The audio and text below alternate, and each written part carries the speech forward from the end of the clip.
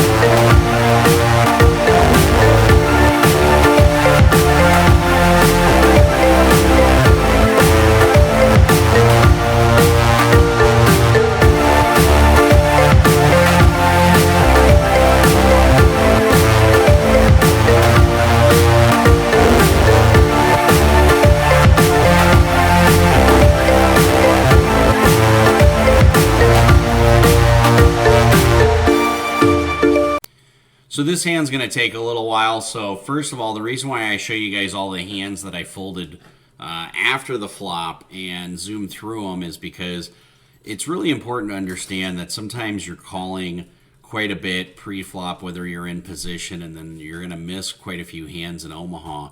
And sometimes you're going to miss that, and that's going to cost you, you know, some of those hands were $150, $200 pre-flop that I ended up calling or raising in some cases with pocket aces. But this hand's going to take a long time, so I'm just going to sum it up real quick. Essentially, we were the under the gun +1. We decided to raise to 35, button calls, small blind calls, big blind calls, and then the guy who straddles ends up re-raising it to, I believe, 175 or 185. When it gets back to me as I'm next to act, sometimes it's really important that you know your player. In this situation, the gentleman who re-popped it, he likes to get it all in for $500 to $700 with Jack Jack XX, Queen Queen XX, King King XX, and Ace Ace XX. And so when I look down at Ace King Queen 3, there's no way I'm going anywhere with this hand. And rather than just flat and let everybody see a flop for 175, I decided to push it because I know against him I'm probably 50-50 as far as equity. And I do get surprised called by the big blind, but he was short stacked. He only ended up having 355 or 365 for the main. So we end up getting it all in four ways. One player's all in for 355. One player's all in for, I believe it was like 660. And then another player's all in for like 680. So essentially 660 is the same. And the dealer has a really hard time figuring out how to make a side pot, so we're just going to go ahead and zoom up to the end of this hand. Spade. Ooh, that's me. I have a pair of aces with a nut spade draw. Come on, spades. And a straight draw. Oh, just ace king. Oh my god. And it's good. Oh, it's the nuts. Yeah, unless somebody's got a random dangling 6. Ace king. I had ace king queen X with spades. I make deuces. All in pre. You make deuces full if you call? Yeah. Hold on, I get the 2 side pots. As you can see, one of the guys all in had 5, 8, 9, 9. He ends up losing. We end up scooping the side pot. The main pot ends up getting won by a guy who had pocket 4s. Juicy game. Here we look down at ace 3, 5, 8, complete rainbow Badoogie on the button. So I ended up calling this $30 pre-flop. Flop ends up coming ace king 4. Both players check. I decided to fire out $60. At this point, I'm just like, whatever. I've got one pair. I've got a gutter ball. Let's play their position. They're showing weakness. So I get both of them calling. Okay, this is fine. Turn is a red 3. So here we go. Now we ended up with 2 pair and a gutter ball. And the action goes around. It goes check, check. Gets back to me. And I'm like, whoa, don't go to the river yet, because the dealer tried doing that. And so I end up betting 160, and first player tanks a little bit. Second player starts tanking a little bit harder, and I'm like, I'm sorry, it's so obvious I've got the nuts, because the dealer was trying to premature burn and turn. And the guy goes in the tank for a little bit, and at this point I'm like, whatever, if he calls, the card gods are going to decide if I win this one. But 2 pair with a gutter ball, I'm feeling okay, especially in position. And the guy who initially was going to fold, and then he mucks. We end up taking down a decent pot, strictly on the button principle. So here we are early in the session. We look down at 4, 5, 7, 8, double suited. Wow, this is something I get really pumped for. I raised to 30 pre-flop. We get a couple of callers. Flop comes ace 10, 6, complete rainbow. Well, when it checks around to me, I decide to bet $30. I do have a gutter ball. Plus, if people keep checking to me, I'm just going to bet. So I only get one caller. We're going to the turn. The guy asked what kind of chance he has. I said, you're way ahead unless I go runner, runner. Oh my God, the 3 of spades is like my gin card. And I even tell him that. I'm like, hey, this is my gin card. I bet 75. He calls, and he goes, I think I got the best hand. I said, you way got the best hand until the river. Just wait until it comes. Oh my God. 7 of diamonds, peels off on the river. It's my gin card. He checks to me. I tell him I'm going to milk him, and he says he's going to pay me off, and he does. We show him the bad news, and he actually turns over ace 10. So he flopped the top 2, and he played it a little passively, and I ended up catching up on this hand, which gets me the pot, which I'm totally okay with. So here we are under the gun. Oh my God, we look down at pocket aces. Ace, ace, 3, 7. We juice it up a little bit. We make it $30. We end up getting a few callers. We're under the gun, so under the gun plus 1 calls, total of 5-way action. So there's $150 in the pot. And I love pocket aces. I'll take them every single time, especially in Omaha. And the flop is, oh my God, ace 9, 4. So it's a super, super, super dry flop, especially since it's all rainbow. So when the big blind decides to lead for 75, I'm like, you know what, let's just make it 200.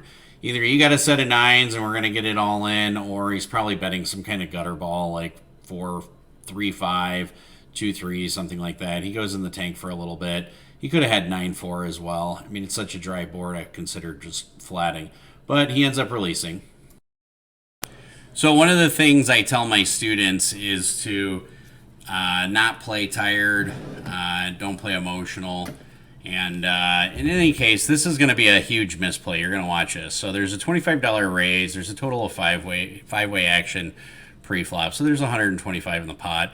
I've got 6, 6, 7 jack with a 6, 7 of clubs. And, the flop comes out queen 9, 5. And you can tell I was rusty based on this hand. Well, what sucks about watching your own videos afterwards is seeing when you make huge mistakes. So it goes check, check. Gentleman to my left, who's effective the button, ends up betting $100. And so the small blind thinks for a second, ends up releasing. Big blind thinks for a second, ends up folding. Guy to my right folds, and it's on me. And I'm like, well, we got a straight flush draw. It's only one black betting desk. Let's go ahead and make the call. So I make the call, and the turn comes a red 4 of hearts. And I'm like, this is pretty good. Now I've got a open-ended straight draw, flush draw. I want to see what this guy bets. So I check, and he says pot. Now the dealer's going to take a little bit to figure out the pot, but you can see right there it's $325. which clearly signifies that this guy either has a set of queens, a set of nines, queen nine at the low end. He could have like a wrap, like 10 jack king, but keep in mind I have a jack in my hand. He could have 6 7 8, but I have a 6 and a 7 in my hand. So he's probably got like a set of queens or a set of nines. And so yeah, I'm just sitting here with the 7 high flush draw and an open-ended straight draw. Bank my flush on the river, deuce of clubs. Now, I should have bet for value. As you see, the pot's $1,000. I check, he checks. You can see I end up scooping the pot. The guy just sits there and looks as I throw the dollar in. But it's one of those things where you can tell I'm playing bad because I should have at least bet $300 or $250 or maybe even a pot-sized bet. Well, let's take a look at what we got here. Ooh, ace 6 7 8 with nut hearts.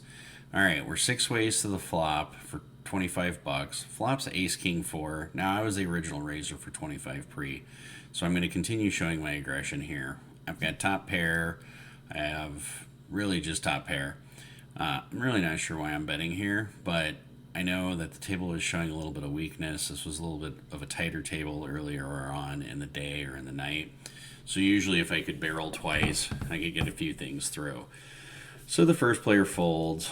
Second player ends up calling. I get another call. We go 3 ways to the turn.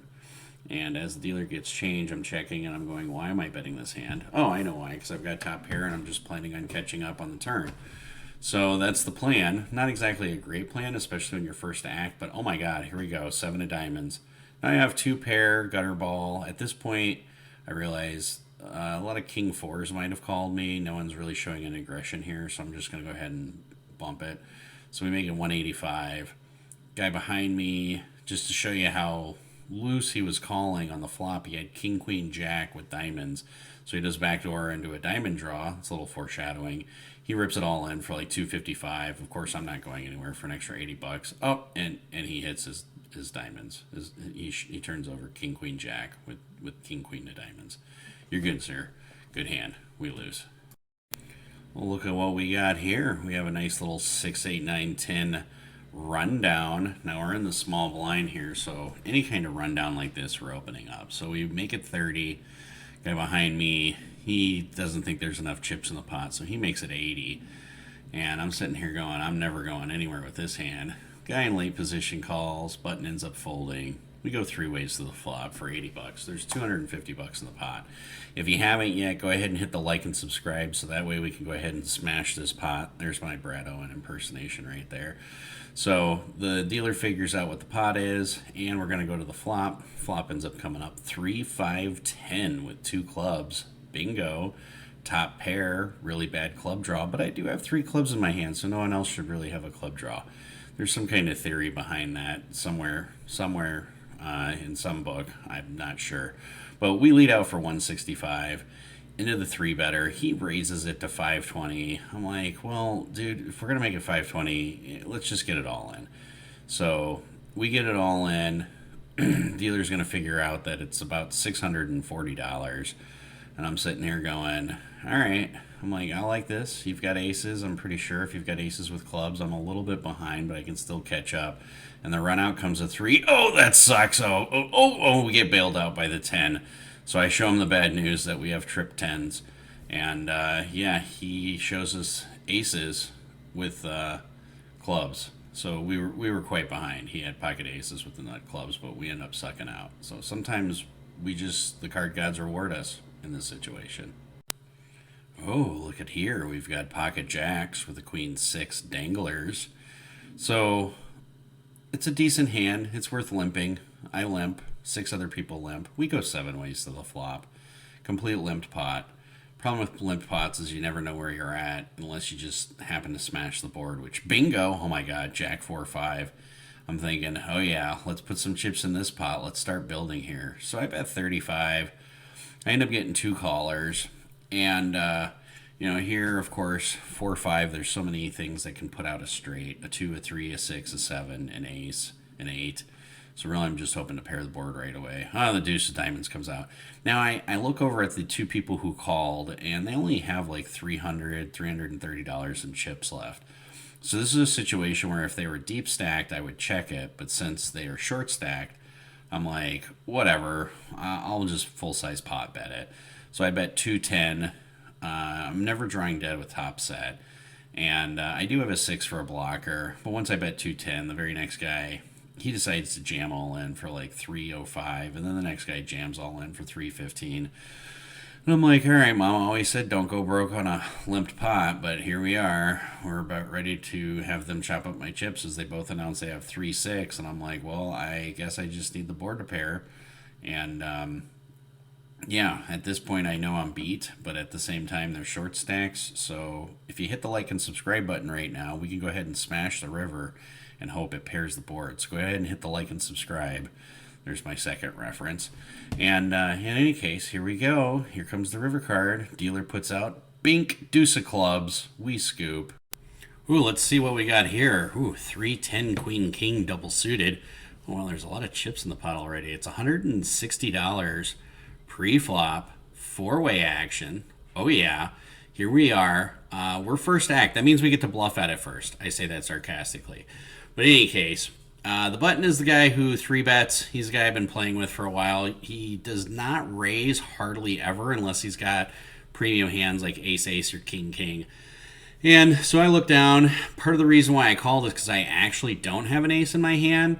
And I know that sounds weird, but if I think he's got pocket aces, it makes sense not to call with an ace in my hand. So let's see what we got the flop. Oh, the flop is an ace, jack 4. Now there's 2 spades out there, but I do have a Broadway draw. So, you know, if he does have a set of aces, which is kind of what I'm putting him on here, and he bets pot, I can call, and I'm getting the right equity. So let's see what happens. It goes to the button, and he just rips it all in for $810.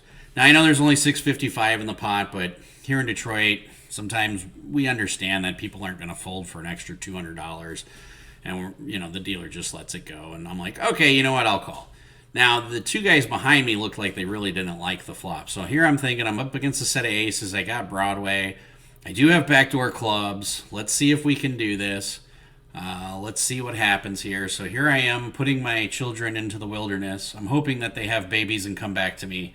I don't know if that's going to happen yet. Here we go. We got 1 more stack of red and $10 more. And I say, your aces are good. And he goes, I don't have a set of aces. And I think, oh boy, I just sacrificed all my children into that pot and I'm not getting them back. I'm sorry, my loved ones. I'm sorry. So in any case, now I'm thinking I really need to go running clubs. Let's see if we can do that. Come on, baby. Let's get started. Oh my God, a 9 of clubs. I'm going to get there. Oh, ace of diamonds. And I'm like, I don't even have a pair. And he turns over pocket kings. Well, let's see what we got here. 3-3-7 jack double suited. Now, this is not exactly a great hand, but we are in position. We are in the cutoff. And we're sitting at a crazy table. So at the crazy table, it's $80 pre-flop. 7-way action. So there's $560 in the pot. So when you start getting so much action that you can justify calling bad hands, that's basically where we're at right now. So we're hoping we flop a 3, or preferably 2 of them, or something like 4, 5, 6, 8, 9, 10. This table is absolutely bonkers. And oh my God, we flopped a 3. Oh, but we did flop a jack too. So the board's jack 9 3 with 2 hearts. Not sure how I'm feeling about this flop. At this particular point, a lot of the table's pretty much deep stacked except for the guy to my left. So the first player decides to bet out $30. This is I'm not sure why he's wasting $30 and lighting it on fire bet, because there's $560 in the pot. Why would somebody ever bet $30? They must have, I don't know, some kind of gut shot like queen, king. It doesn't matter. When somebody does a small bet like this into you, you just have to pretend like they never bet. And what? This guy makes it 60? Jesus. I don't even know what to think right now. I'm like, you know, all right, for $60, I do have bottom set. I'm going to proceed with caution. I'm just going to call. I'm going to wait until the turn comes off before I start going crazy with this hand, because I'm not really sure why these guys are betting so little. And the guy to my left, he says, you know what? If we're going to play for that much, we're just going to go all in. And so he goes ahead and rips it all in. I think he rips it all in for $405 total. And so the dealer's going to figure that out. But at this point, I'm like, okay, if either of these 2 guys called, you know, betting 30 and then raising 60, I'm probably going to fold here. But if it folds to me, I'm going to call and hope I'm up against some kind of draw. So, and if both of these guys call, then I'll probably call. So if one calls, I'm folding. If two calls, I'm probably backdoor raising it all in, because then I got to figure that, a small bet like that and a call is just a draw. So the first guy goes away. He's like, okay, my $30 was just lighting it on fire. Thank you very much. Now it's on to the guy who raised to 60. And this is the guy I was a little bit more concerned about because he obviously min raised. So I'm thinking, what are you doing here, buddy? You got like 10 queen king with hearts, and he's just like in the tank. He's a little bit of a, I guess, tighter player. If you can have a tight player on this table, I don't think that's possible, but if there was one, it would probably be this guy. So he's really in the tank, and eventually he finds a fold. And at this point, I'm like, okay, hopefully I'm just up against a draw. Let's see what happens. I've got a set of threes. There's so much money in the pot. I'll go ahead and call. I mean, I'm calling like 340 to win, $1,000. So 3-1 odds. I'm definitely calling. I'm hoping that he's just got some kind of draw, and let's see if we can boat up here. And oh my God, the turn comes a 9 of spades. Hey, we have bottom full house. River's a queen of diamonds, and oh, he shows pocket jacks. Never mind. Nice hand, sir. Nice hand.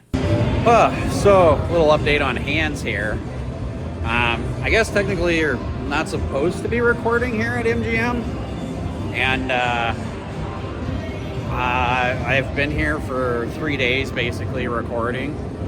And yeah, no one's really had any issues with it until I guess a player I played with yesterday. I don't know if I tilted him or he was upset or what the situation was, but he actually called the floor over and was like, hey, this guy's not supposed to be recording. And of course the floor talked to me, so I turned off my recording device, except when I go walk around.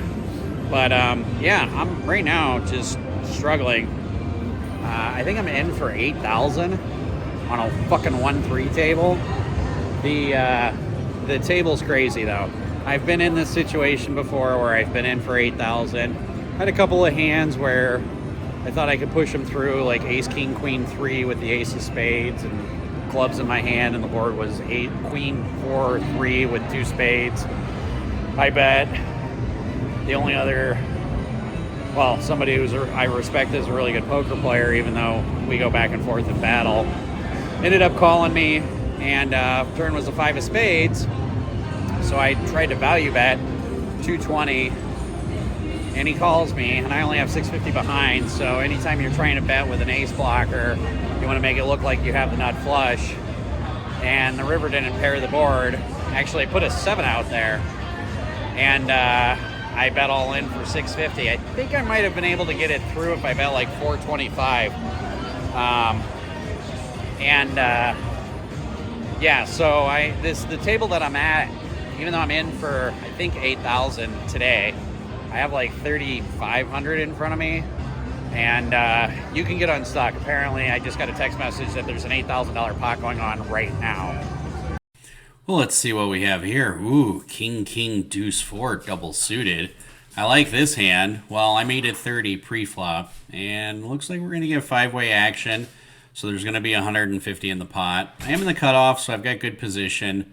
And I really like king, king, deuce, 4, double suited. I mean, don't get me wrong, I prefer aces double suited. But let's see what we get here on the flop. Oh, all right, we're going to the flop. Here we go. Oh, wow. 10 jack queen with 2 clubs. Well, I do have blockers. I do have clubs as a plan B, and I guess plan C would be like runner, full house. So it checks to me, so let's just fire out 75. I mean, I've got enough to where it looks like I have ace king or king 9, maybe 8-9. I mean, I did raise pre-flop, so it's more likely that I've got ace king. My range favors everybody else's, blah, blah, blah. You guys know the general gist. Oh my God, I get one caller. All right, well, we started with the blocker bet. We're just going to push it through because we're deep. Oh, 9 of spades. Okay, here we go. Let's see what he does. Oh, he checks to me. Okay, well, you're going to check to me. I've got to continue my story that I've got the nuts. Here we go, 220, and I'm thinking if this guy calls, I'm probably going to bet like 600 on the river. Let's see what he does. Oh, he releases. We win. Yay. And then I show that I just had blockers as like a semi-bluff with a club draw. So on this hand, we're looking down at ace king 10-10. Ooh, with the suited ace of hearts. Now we're just going to go straight to the flop here because the recording started a little bit late in this hand. But in any case, we're on the flop. It was four-way action for $30. And gets to me, and I bet 65. I get one quick caller. Here, keep in mind, flops queen 10 5. We flop a set of tens. We're going heads up to the turn. We're thinking, come on, baby, pair the board. Oh, 7 of hearts. Now we have the nut flush draw, and we still have a set of tens, and we have a gutter ball. We have so much equity. I'm ready to just get piles of chips in here. So I lead out for full pot size bet, $255. My opponent calls very quick. So obviously he's got a good hand or a good draw. I'm not sure exactly what he's got, but I know, oh my God, when the river comes a jack of clubs, I've got the nuts, and I'm super excited about this now. And I'm like, if it was worth a pot size bet on the turn, I'm thinking that it's got to be worth a pot size bet here on the river, right? So, because what is he calling on the turn? Like maybe he's got 8-9. So let's bet a pot size bet. And, well, when he goes in the tank a little bit, I'm like, ooh, maybe I bet a little too much. But I don't think so. I think we're good here. I think this bet is perfectly fine. And he calls. And so we turn over the nuts. And we end up winning a nice pot here. So overall, I think I ended up losing $3 grand. I think I was in for 8,800, out for 5,800. Might have been in for 7,800. I have to double check because I had somebody PayPal me money and then me hand them cash. So I'll know that later on. But game was pretty crazy as it usually is. Then it just kind of died down. So I called it a night. Yeah. So stuck, not happy, but it is what it is. It's poker.